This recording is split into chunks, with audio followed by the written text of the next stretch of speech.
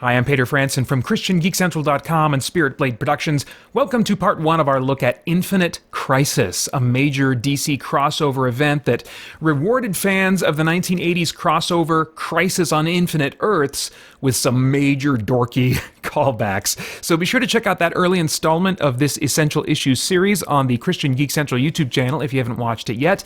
Depending on how you look at it, Infinite Crisis is either a course correction from the darkness of Identity Crisis, the last big crossover before this one, or tries to justify Identity Crisis, or maybe does some of both. I would love to hear what you think when all is said and done. Welcome to Essential Issues, where I talk about my favorite DC comics of the past that are still affordably available today, blabbing about why they are special to me and what, if anything, they have to say about the essential issues of real life. Now, warning, this series does freely contain spoilers, but I think even spoiled, the stories I feature are still well worth reading. So now we've arrived at an exploration of what happens when DC Comics' greatest paragon of virtue, distraught by how dark the world has become, decides he can't stand on the sidelines watching anymore. It's time to take action. After the dark change in the status quo brought by Identity Crisis, which revealed many virtuous heroes to be significantly less virtuous than we thought, DC Comics developed a long build-up to what was billed as a sequel to Crisis on Infinite Earths, but thematically feels much more like a sequel to Infinite Crisis. It's a major event and one of my favorite DC crossovers, so let's get into talking about Infinite Crisis. Now, before we get into the main issues of Infinite Crisis, I do want to talk about a one-shot that led up to it, and then some 6-issue miniseries that also kind of led into the main event, and just cover whether or not I think they are worth reading or necessary before getting into Infinite Crisis. I think that Countdown to Infinite Crisis, which is just a one-issue, one-shot story, is arguably necessary. It basically tells a brief story about the character Blue Beetle discovering a great conspiracy that is led by Maxwell Lord, who up to this point in the comics had been kind of a comical character associated with the Justice League International run that was also oriented toward comedy. And it turns out that he's much darker, sinister, more calculating, and more intelligent, and more powerful than we had thought up to this point. It's kind of a cool twist, a cool reveal. And that issue ends with the death of Blue Beetle at the hands of Maxwell Lord.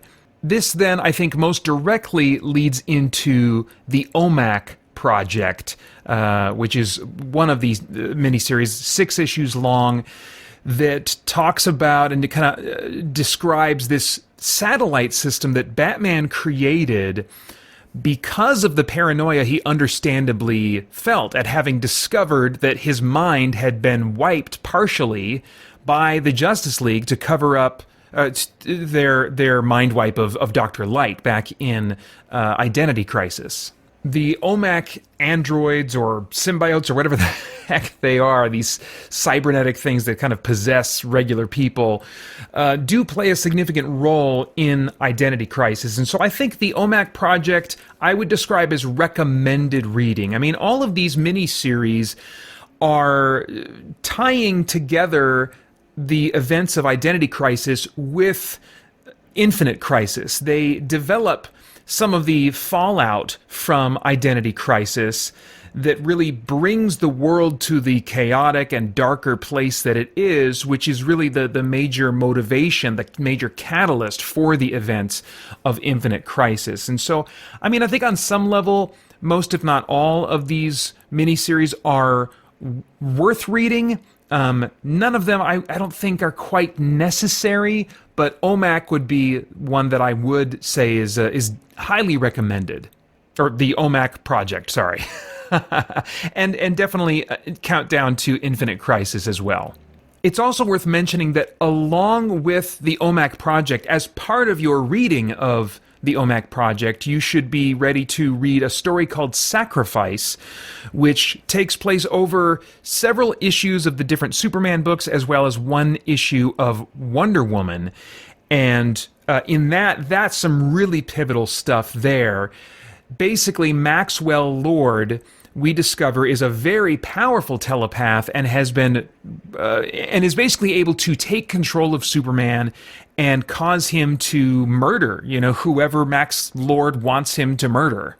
And so Wonder Woman is faced with this situation of realizing she can't stop Maxwell Lord, she can't control him. I mean, you have to read the story to understand exactly how this comes about, but there are really no other scenarios that she sees, at least certainly in the moment when it's really necessary for her to act, other than killing Maxwell Lord, which she does, and unbeknownst to her is being recorded by Max Lord, and then that footage gets put out to everyone in the world after his death to turn people against Wonder Woman.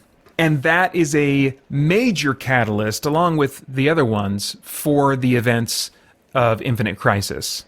Then we've got Day of Vengeance 1 through 6, which is about the mystical community of the DC Universe and the Spectre. Basically, the Spectre, untethered to a human host, is for some reason bent on destroying all magic in the universe. And the reason for this is ultimately explained in Infinite Crisis, but this story itself, I don't find that interesting. I don't like how they treat the Spectre and his powers, which had been more fully explored and given a soft reboot and explanation in the John Ostrander and Tom Mandrake Spectre series. And they kind of ignore how that series established the Spectre's powers work. And the nature of the Spectre, the way the character is written, also doesn't work for me on a number of levels. It's just not an interesting story to me. And I honestly don't think it's necessary reading or even recommended reading. All it does is contribute in its final state to the chaos that the world is in, that leads to Infinite Crisis. Going into Infinite Crisis, all you really need to know, I think, from Day of Vengeance is that, man, the supernatural side of the DC Universe is in really bad shape. The Spectre is going nuts, and there's all kinds of upheaval in the mystical world as well. And I feel similarly about Rand Thanagar War, issues 1 through 6, which was kind of cool for me at the first reading because I'm a big Green Lantern fan, and it kind of puts the Green Lanterns, the Thanagarians, as in Hawkman and Hawkwoman, and the planet Rann, as in Adam Strange, kind of all these space characters and space heroes of the DC Universe in this big conflict. It was kind of cool at the time. I mean, I think by this point, Jeff Johns had been writing Hawkman, or had certainly, reintroduced him to the DC Universe in the pages of JSA, and I really loved his take on Hawkman. Was a big fan of Green Lantern. There was a mini-series for Adam Strange that I enjoyed right before this that kind of introduced me to the character, and so I was primed to enjoy Rand Thanagar War at the time. Coming back to it now, I did not find it to be a very interesting read. And like Day of Vengeance, I don't think it's necessary for Infinite Crisis. All you need to know at the beginning of Infinite Crisis is, man, there's conflict going on in space and, all kinds of chaotic stuff going on. The whole DC Universe is just going to hell in a handbasket. And you don't need to read Rand Thanagar War for that. Finally, Villains United. This one is an interesting... Well, first off, it's a great read. It's written by Gail Simone, who writes villains really darkly and twistedly, and has very character-driven type stuff. She continued to write the ongoing Villains United series. Oh, no, it's not Villains United. The Secret Six, which was a spin-off from this series. This miniseries basically is about the formation of this new team of villains called the Secret Six, who are basically on the run from the rest of the villain community that Lex Luthor has been organizing as like this secret society of supervillains. And their aim is to basically create a network of helping each other as villains so that they are not mind-wiped by the Justice League. In fact, it's an act of retribution against the Justice League for the mind-wiping that they did to a number of villains. Because all this stuff from Identity Crisis between then and now has been coming out and people have been learning about. So I think Villains United is actually most interesting to me as an epilogue or a fallout story from Identity Crisis rather than a particular lead into Infinite Crisis. I think there are things in Infinite Crisis related to Lex Luthor that will be more satisfying to read if you read Villains United. So I would say it's recommended reading, partially for the plot elements that are kind of resolved in the proper Infinite Crisis series, but mostly just because I think it's a great read, and the Secret Six, which came after it, is one of my favorite comic book runs of all time. Well, issue number 1 of Infinite Crisis starts on the Moon Watchtower base of the Justice League, where Superman, Batman, and Wonder Woman have all arrived on the scene after the satellite has exploded, trying to figure out what happened here. And with just the 3 of them there, they take some time to kind of establish the status quo of these 3 primary characters of the DC Universe and the dark places that they've arrived at. Batman is more paranoid and antagonistic toward everyone else around him than ever before. Wonder Woman is feared and hated because the images of her killing Maxwell Lord are all over the world. And as they're talking about this situation, we cut away from that scene and zoom out and get an overview of the rest of the world. News footage is showing that the skies are red and chaotic, which is reminiscent of the red skies in Crisis on Infinite Earths, which this comic kind of booked it or billed itself as a sequel to. I actually think it's equally a sequel to Identity Crisis. So we see Connor Kent, the clone, mixing the DNA of Lex Luthor and Superman on the Kent farm. He's in a place of turmoil and kind of alienation from the rest of the world, unsure of what he should be doing, which, among other things, is frustrating these shadowy figures that we're introduced to who are watching all that's going on in the DC Universe. Somehow they have this elevated view and are seeing multiple places in the DC Universe at once and kind of giving commentary and saying, basically, these heroes are failing, that the world has become so dark. Well, why has it become this way? We shouldn't have left. We should have intervened at this point. One of them in particular is really irritated at Superboy and how he is not really living up to his name. Then we continue to cut away to other heroes and other places, and this is where it does start to feel a bit like Crisis on Infinite Earths, where or past crossovers, where Identity Crisis really was very character-driven, and it did have some status quo changes, some character deaths and stuff like that, but that was still very much couched in what I felt was a focus on character and drama, whereas this story maybe tries to cram in just a few too many heroes. Not as badly as the original Crisis on Infinite Earths, but it does seem to try to touch on too many characters at once, gets just a little bit expositional at times, but still a major improvement to me in writing style compared to Crisis on Infinite Earths. But anyway, they're cutting around to different places, showing these Omak, these nanite robots that kind of take over people who are essentially sleeper agents that are hosting them. So that's a reference to the whole Omak thing.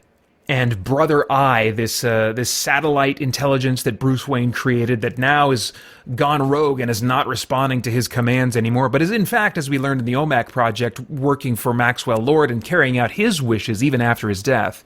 And these things, which are super powerful and able to, even one of them, take down most heroes, are swarming and becoming greater and greater in number all over the world. And we cut away and we see the big conflict going on that's, the aftermath of the Rann-Thanagar War, just reminding us, things are going to crap everywhere in the DC Universe. We touch base with the villains and how there's just complete anarchy as some of them are working together and creating all kinds of chaos. And then on top of all of that, the Spectre is totally gone wild and there's all kinds of crazy supernatural stuff going on all over the world.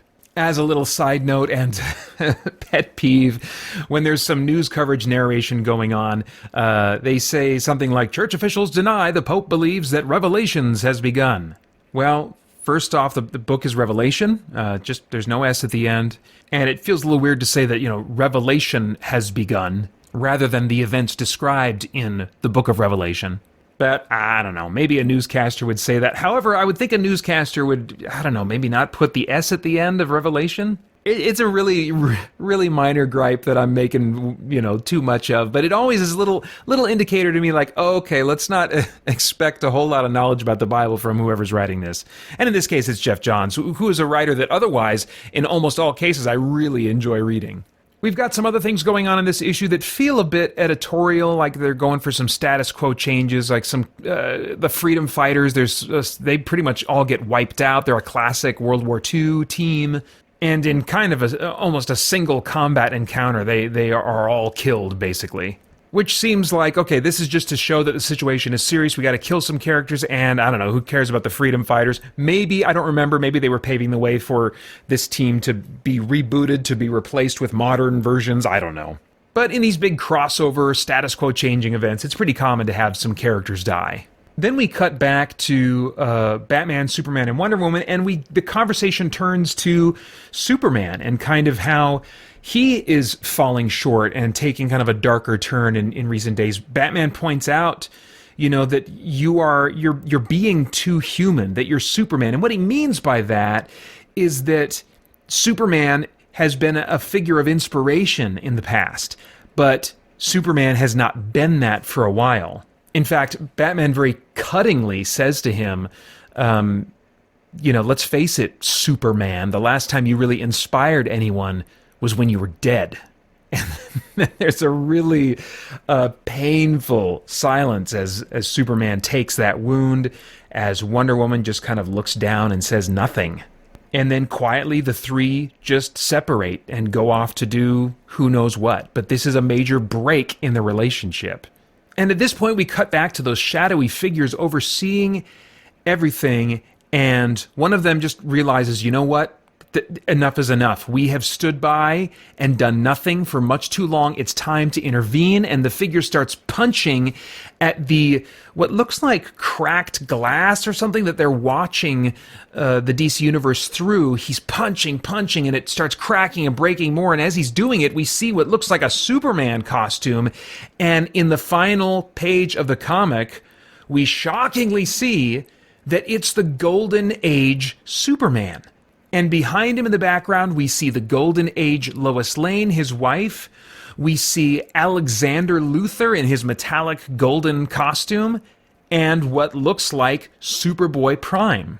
Now, if you don't remember, and I did cover this when I talked us through and explored the original Crisis on Infinite Earths at the beginning of this series, these characters were given safe haven away from the destroyed multiverse, which was unifying into a single universe. Alexander Luthor used his powers to create kind of this pocket dimension for them that was really being portrayed as heaven. It was literally intended to be this pocket dimension place, but it was also meant to make us as readers feel like they went off to heaven. They had a happily ever after ending. Well, what we see here in Infinite Crisis is, yes, they did go off to this pocket dimension, and yes, they've been preserved there, but there has been some dissatisfaction as they have been able to watch the DC Universe, and now the classic Golden Age Superman, who is, the first of all superheroes, the one that premiered in 1938, that's the Superman we're talking about here. The inspiration of all heroes, both in the DC Universe and in actual publishing history, says this looks like a job for Superman, and announces basically to readers the intent that he's going to come into this dark DC universe and he's going to fix it. Or at least he's going to try to. Issue 2 then starts to answer a lot of questions that readers were left with after the reveal at the end of issue 1. The Golden Age Superman, one of his first items on his agenda apparently is to go and see Power Girl. Now, some of you may not know that Power Girl is basically Superman's cousin from the Golden Age version of the DC Universe. But when the realities were meshed together and the new Earth created at the end of Crisis on Infinite Earths, her origin was changed, and it's been confusing ever since. Speaking of confusing, we cut away to the secret society of supervillains being run by Lex Luthor, who's putting all these plans in motion, and then we cut to the next page where Lex Luthor? There's another Lex Luthor somewhere in the Arctic wearing his traditional green and purple armor and complaining of headaches and having trouble focusing and thinking, but he is surveying this this other Luthor and saying to himself, "You are not Lex Luthor. I am Lex Luthor." And so we're thinking, what in the world is going on? Is the other one the real Lex Luthor or not? Well, that thread gets dropped for the time being, and we follow Superman and Power Girl as they go to a place in the Arctic where she is introduced again to Alexander Luthor, to Superboy Prime, who all try to explain to her what she has forgotten, that there used to be this multiverse, and they kind of retread the events that led up to the need for Crisis on Infinite Earths, and talk about some of the Earths that were left behind, the Golden Age version of the DC Universe, catch her up on the basics of what that was like, try to remind her about the climactic battle against the Anti-Monitor at the end of Crisis on Infinite Earths, and the single version of the DC Universe that remained in the aftermath, which they then watched start out well and optimistic and hopeful, but slowly become more dark and hopeless and corrupt. Finally, they take her into another chamber of this Arctic hideout that they're in, and Superman reveals that his wife Lois is dying. And as much as we can tell that Power Girl wants to care, does care about this situation, she just doesn't remember, no matter how much she wants to. She doesn't remember these people until she touches Lois Lane's hand. And something in that triggered a burst, a flood of memories that brought back to her mind all that came before in her life, before Crisis on Infinite Earths, and her relationship to these characters. And smiling and with tears in her eyes, she says, "I do remember." And she leaps into Superman's arms, just remembering that he's family, that she's not alone, even though she's felt alone and not understanding who she is for so long. She remembers family dinners with Lois and Clark, and hearing about how he proposed to her on the top of the Daily Star building. And in this beautiful moment, she says, "You treated me, both of you, like I was your daughter." And frail, weak Lois, lying in what looks like her deathbed, says, "Oh, honey, as far as we're concerned, you are our daughter." It's just a beautiful moment. I mean, I was welling up with tears when I read this again. I forgot about how moving this was. I have no personal investment in Power Girl in particular. It's just this was a great moment. And so I think even though it's not as character-driven as I would like it to be, certainly not as character-driven as Identity Crisis, I do love Jeff Johns' combination of passion for, like nerdy passion for DC history, and his passion for writing these characters in ways that help us to care about them, to relate to them emotionally. Then we cut to Batman, who they continue portraying him as antagonistic even to those closest to him. He snaps at Alfred. He's just so focused on his mission, trying to undo what his creation, Brother Eye, is now doing with Omaks across the world. Brother Eye and the Omaks, it turns out, are following a directive to protect the world from metahumans, from superheroes. That was kind of like one of, if not the main goals of the Omak Project, as it was under the control of Maxwell Lord.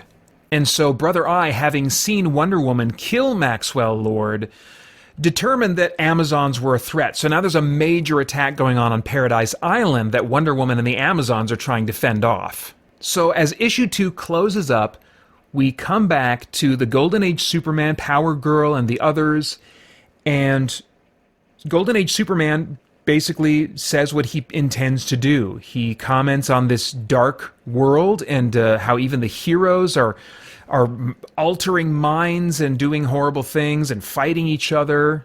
He says this corrupted and darkened earth must be forgotten as ours was, so that the right earth can return. And then we see images reflected in the crystal around them of the Golden Age DC Universe, telling us at the end of this issue that it is Golden Age Superman's intent to somehow replace the currently existing DC Universe with the Golden Age timeline DC Universe. Which I think for the first time suggests that maybe Superman, the Golden Age Superman, although he means well, is going to be going down a path that's dark in its own way. Then in issue 3, we see just kind of the danger, the chaos across multiple levels of the DC universe, escalating, getting worse and worse. But there are some important kind of beats happening amidst that kind of just general escalation, and one of them is with Batman, who in the Batcave is trying to communicate with Brother Eye, who's controlling all the Omaks. Brother Eye, who he created, but was, again, taken control of and warped in some ways by Maxwell Lord. Batman realizes he cannot stop this thing that he created. It's gotten way out of hand, and there's really nothing that he can do about it. And when he realizes that, he really breaks down. He has what almost seems like kind of a panic attack. He says this wasn't supposed to happen, and then we're seeing panels where he's flashing back again to the death of his parents, and he's at a grave site. We see him mourning the loss of Jason Todd. So he's just remembering all these kinds of perceived failures on his part. And amidst that, he's just on his knees, face down, what looks like maybe even crying, says, I can't breathe. I can't do this anymore. And he says, I just wish I could start over. And at that point, the Golden Age Superman enters the Batcave and, introducing himself, basically says, you can start over and I can help you. Then we cut back to sort of the Ice Palace or whatever it is that has Alexander Luthor and the Golden Age Lois and Power Girl, who is at Lois's bedside, and she's, only looking worse and becoming more weak. And as Power Girl kind of leaves her to rest, we hear Superboy Prime, say to her, "Are you going to let Lois die, Power Girl?" And she's like, what kind of thing is that to say? Now, up to this point, we've seen little hints of what I would call Superboy Prime's immaturity. But now we're seeing more and more of his passion to basically replace the existing continuity with a better continuity. He really starts to get angry with Power Girl and says, this isn't our Earth, Kara. It's not yours or mine. It's a place full of awful people, and these heroes are just as bad.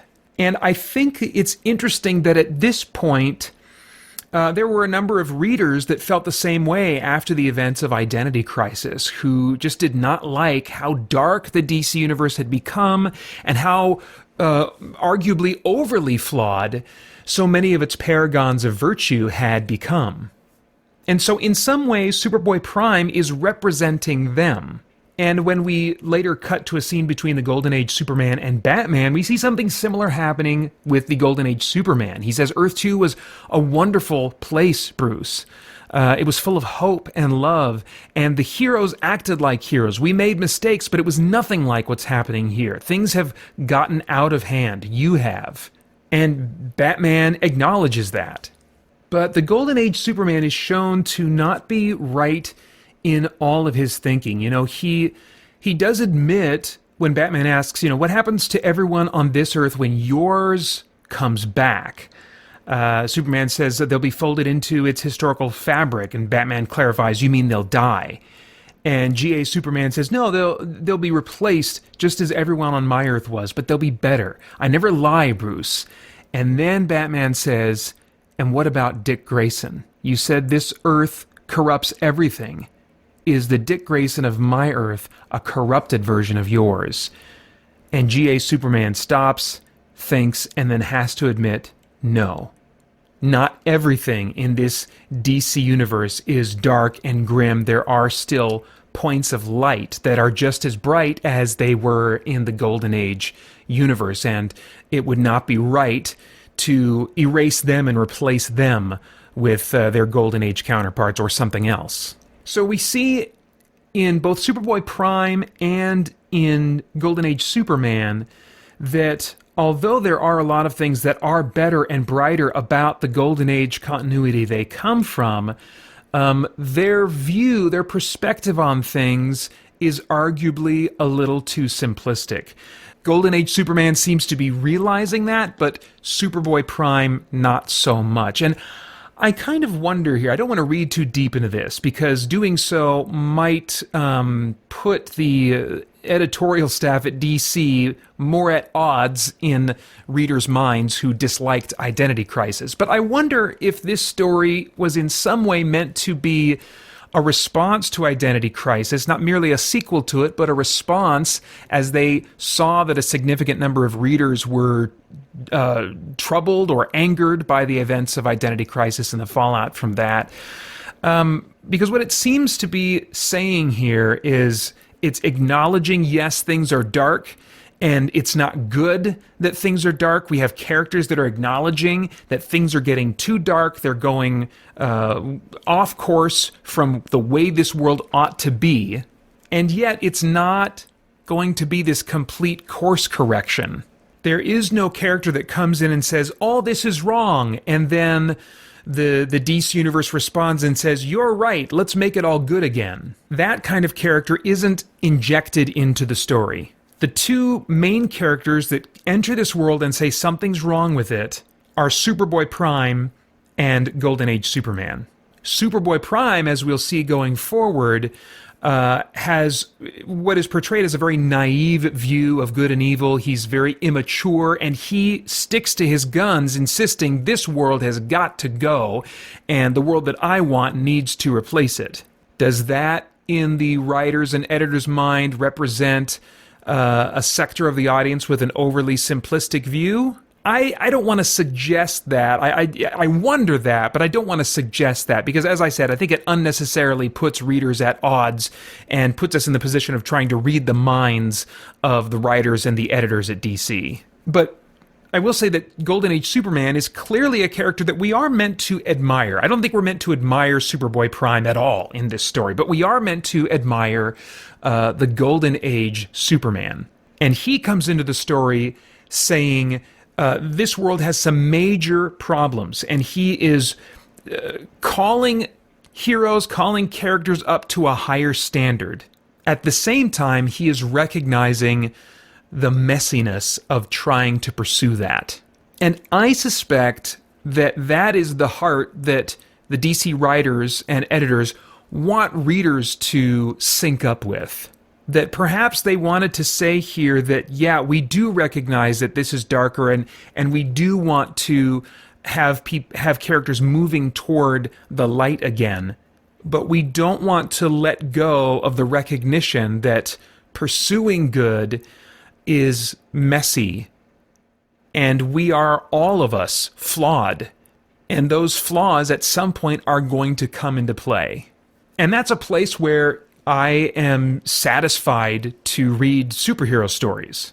And as I said, I think when I talked about Identity Crisis, or maybe on the podcast at some point after that, I wouldn't want all of my DC stories to be as freaking dark and dirty as Identity Crisis. But I like that a story like Identity Crisis could be told, because then we get to explore what happens in the fallout of that. And I think whether it was always intended to go this direction with the editorial direction of DC Comics, or this story is at least in part a course correction, in either way, we are exploring things here as a result of the fallout of the bottom point that the universe hit in Identity Crisis. And I think there's some really neat and worthwhile things that are explored here because of where Identity Crisis took the DC universe. Well, as the issue continues, we have a confrontation between the Lex Luthor of this DC universe and this mysterious alternate Lex Luthor who has been running the society. And we come to discover that the alternate Lex Luthor is actually Alexander Luthor, who's been using some kind of a hologram to disguise himself. And running the Injustice Society, or a secret society of supervillains, whatever they are, has been part of a master plan. A master plan that both Power Girl and Batman begin to discover. Power Girl discovers this giant device that looks very much like one of the dimensional tuning forks or whatever. There were those big golden towers in the original Crisis on Infinite Earths way back in 85, and it's got like the Anti-Monitor's bust, his head and his shoulders grafted into it. It's got 5 DC characters plugged into it for some nefarious purpose. And this is all, in that secluded ice palace that Alexander Luthor has been working out of. So we see that this surely must be part of whatever big diabolical scheme he has going on. At the same time, Batman has finally recovered footage from the destruction of the Justice League Watchtower base on the moon, and sees that the attack that destroyed it was perpetrated by Superboy Prime. And in the final page of this issue, we see Alexander Luthor and Superboy Prime together, revealed as the two that have some big scheme in mind that's going to wipe out the current DC universe and replace it with what they want instead. Big reveal, big finish to this issue, and also the finish to part 1 of our look at Infinite Crisis. Stay tuned for part 2 next time. Summer insanity. Liberate butter.